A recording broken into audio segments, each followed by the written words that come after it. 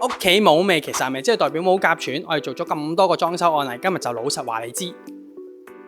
好多客咧交流嘅時候都會問：喂，師兄，冇味係咪即係冇問題冇甲醛？其實咧甲醛係聞唔到嘅，因為咧平時聞到嘅咧都係苯同埋 TVOC， 甲醛完全冇味嘅。世界衛生組織咧已經將甲醛列為1級致癌物㗎啦。因為新裝修咧嘅甲醛其實可以去到2個 ppm， 真正安全嘅標準咧要去到0.08，一般咧已經超過咗25倍㗎啦。而甲醛咧係比空氣重，相對咧會沉澱喺離地1米高嘅高度，啱啱好咧就係小朋友嘅位置。